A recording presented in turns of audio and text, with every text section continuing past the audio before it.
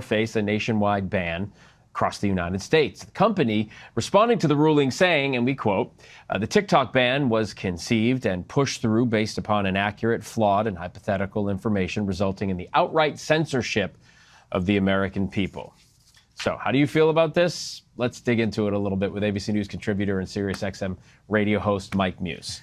Mike, Phil? How you doing? How you Good to see today? you here in person. Good to see you in person, man. So you're in this world. Yeah. This is one of the worlds you live in. I'm wondering, what are TikTok creators saying to you? Because there are a lot of people who make their livelihood on this platform. A lot of people, Phil. We're talking 170 million Americans who make a living off of this. Yeah. But for not just making a living, but because they also, too, get their news and source of information from them.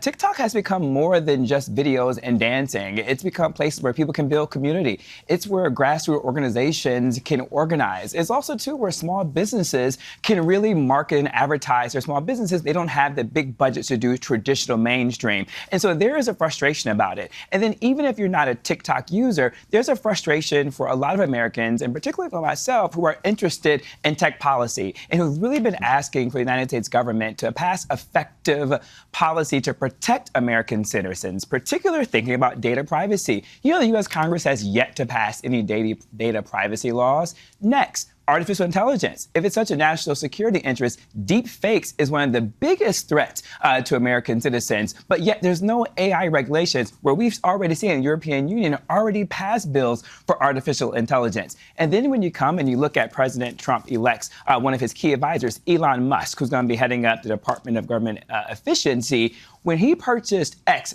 Twitter, now known as X, you know what he did, Phil? He removed the content moderation department, which helps censor and safeguard people on different tech platforms. So the question really remains, Phil, why are they doing this?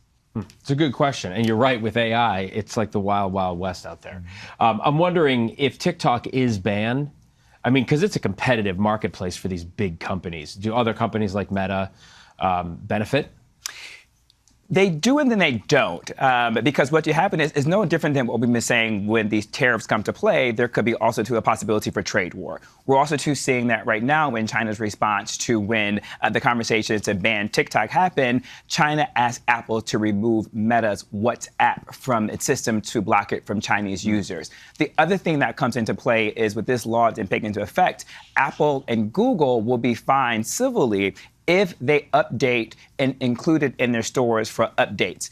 The other question, though, remains when it comes to other companies, and what I'm looking at closely is why the U.S. government has not targeted consumer good companies like Temu and Shein. Temu and Shein is a consumer good company, as also to a fast fashion company. Temu actually advertised in this past Super Bowl 4 different commercials, 30-second slots. What that means, what I'm looking at, is such a national security entries. These two companies have our credit card numbers, our telephone numbers, our addresses, more importantly, our consumer behavior patterns, which goes to behavioral science if they want to do propaganda. But we've been looking at propaganda and misinformation going on X, Meta, and also to Facebook. So this isn't necessarily new. And so if this really is about national security, why aren't those companies in interest? If you ask me, Phil, I think it's because TikTok is low-hanging fruit, because you can index to China. The U.S. government elected official can say, hey, America, we're doing something, right? Look at us. I think that's really what it comes down to, political theater. Like, yes, it's definitely not happening in a vacuum. Yeah. Mike, thanks so much. Always good great time to have your take.